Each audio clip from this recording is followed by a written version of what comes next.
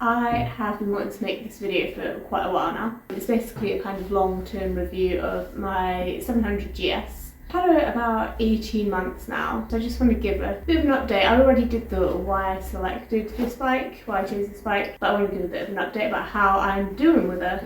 So the first thing to address really, for me, the biggest thing about this bike, excuse the pun, was the size, moving up from a Rebel 500. I already mentioned this in the other video really, but yeah, it was physically, size-wise, it was quite a big step up. She was taller and a bit heavier, maybe not masses heavier, but enough to notice, and it felt like the weight was a little higher up than the Rebel, which probably is, but not massively, in all fairness. Which is one good thing about the bike actually, a lot of the weight is down low. The fact that the fuel tank, you can't see it, but it's under the seat, it's not here. That brings the centre of gravity down, which definitely helps. I'm not sure how I deal with like a regular bike, a regular sort of adventure bike with a normal gas tank where it should be. So because this bike was a little tall for me, I did end up having it lowered, which has brought so much more confidence to me. I'm not sure how I'd feel now, with the experience I have now with a bike of this height, how I'd feel approaching like a standard height GS now, GS700 or 750. I might feel slightly more comfortable now, but you know, I've got it lowered, there's no reason to bring it back to standard height, I think. I'm getting on well with it. As I mentioned, the bike is, to me, significantly heavier than the Rebel, which is okay obviously when you're moving, but when I am still and I'm trying to either manually move it or do some kind of like slow skills maneuver, yeah, I still notice the weight a little bit. Manual handling, I feel okay if I'm in a very controlled environment where the ground is like perfectly flat and there's nobody watching me. I'm okay rolling backwards and forwards there. That's fine. I do it in and out of the garage all the time. Having said that, I don't roll it up the little slope because that's what an engine's for, right? Why would I push it up there? But yeah, if the ground is like perfectly even, flat, ideally not gravelly, I'm okay with manual handling, but anything sort of that's not all of that, then my confidence just completely disappears. So that's still something I need to work on, because if this bike does start to lean a little too much one way, there's no way in hell I'm going to stop it. Having said that, I have saved it a fair few times. I mean, obviously she wasn't leaning all the way over because that's beyond the point of no return, but a couple of times I've managed to get my feet down and I felt the weight a little bit and I was able to bring it back up, so that's improving. So that's sort of like the negatives of the bike really, and it's all just to do with me really, not the bike, but it's me getting used to her relative sort of size and height and weight. And I know she's not the biggest bike in the world, obviously, but as I said before, for me, she was a significant step up. And the only other bike I have to compare it to is the Rebel, which is so much sort of lower down and smaller. So, of course, to me, she's a big bike. So the rest of my long-term review is really all positive. I've had it, as I said, 18 months. I'm not bored of it, nowhere near bored of it, but at the same time, I'm not intimidated by her or anything. You know, there's a good balance there. The bike's capabilities are still like miles higher than mine will ever be, so I'm unlikely to get bored of her anytime soon. There's absolutely no reason for me to move up to a 1250. This bike is like powerful enough to do everything I want and more probably. Speed and acceleration is really fun. I mean, she's no sports bike, but you know, I can overtake and get out of the way of most things, I would say. I've not really been in a situation on this bike where I've been unable to, say, pass someone due to like lack of speed or power. So that's really not an issue. So I'd say the 700 GS is a bit of a jack of all trades in a way. She's a great touring bike, I'll get to that a bit later on.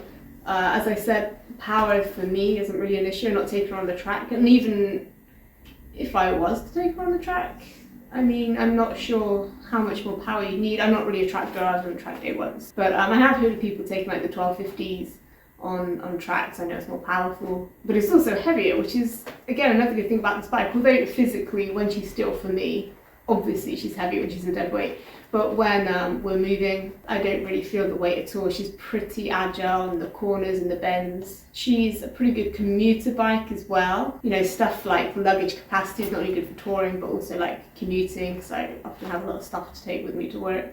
So she's good for that. But because I haven't put the panniers on, she's still really quite narrow, so I can filter through like rush hour traffic if I ever meet that.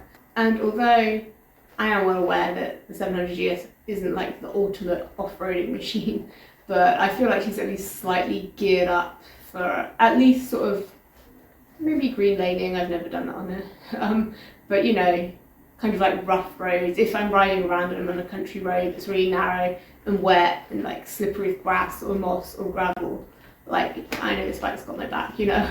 If we fall over, it's going to be my fault, not the bike's fault. I dare say people do sort of green lane stuff on them. I'd like to do it one day, but like I don't have the skills at the moment. I don't have the money to learn these skills, and that's what I mean really by the fact that the bike's capabilities are higher than mine.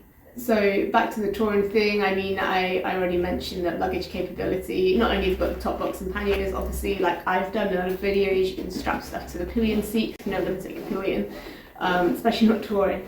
So I have that space for luggage as well. For me, she's super comfortable, even with the seat, which I think is a baby seat, so it's probably a lot thinner than the standard seat. For me, I haven't found that to be an issue. I could ride this bike a long old time before I need to stretch, and when I do need to stretch, it's generally because my knees just want straightening, you know. I want a bit of a stretch. It's not that the seat is uncomfortable as such. I think the furthest I've ridden on her in one hit, like on one day, is the best part of 300 miles. I know to like anyone living overseas, anyone living abroad, that's nothing. But to us on little old Blighty, that's fairly far. So that was a day's trip, 300 miles. We stopped twice, and honestly, I was okay. It wasn't like the nightmare journey I was expecting.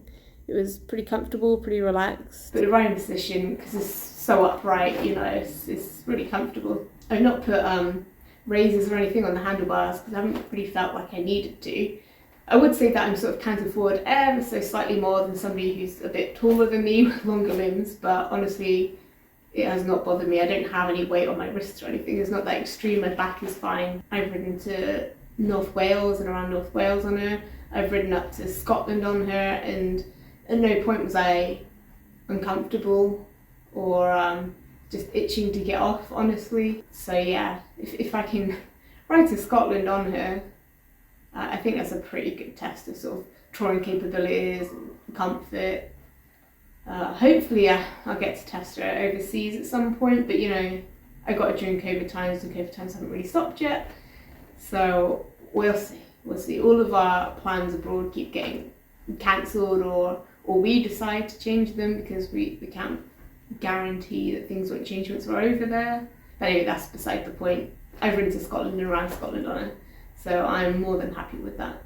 Also regarding touring, I've had to put, I don't know if you can see it, you've probably seen it in all the other videos, I had to put a taller screen on her. Well, I don't know if I had to, but I chose to do it before I went touring on it, just for a bit more sort of comfort and I guess, 6 hours on a motorway with wind coming at you the whole time probably gets a bit tiring. So I thought I'd sort of anticipate that problem before I met it, and I did put a taller screen on her for touring, which is just going to stay on there. But yeah, basically I think I'm going to keep this bike for a long time. There's no reason for me to move up in engine size. I can't see the 1200, 1250 on the cards anytime soon. I have absolutely no need for that. It would be nice to go around on both, but you know, I've got 1200cc sitting under me, but I don't need to. I think 800 is fine. And I feel like this is just a bike that I can grow into more and more. You know, as opportunities to sort of up my skills, I think I'll grow into the bike and maybe meet the bike's potential a bit more than I am now. But that's a good thing, right? You don't want to be changing your bike every 6 months or every year because you're bored of it and you've outgrown it. I always feel like this bike is something that I need to fulfill. We're at a good sort of starting point right now. There's so much more that the bike can do that I can. So yeah, it wasn't supposed to be a glowing all pros and no cons review, but honestly that is how I feel about the bike after 18 months.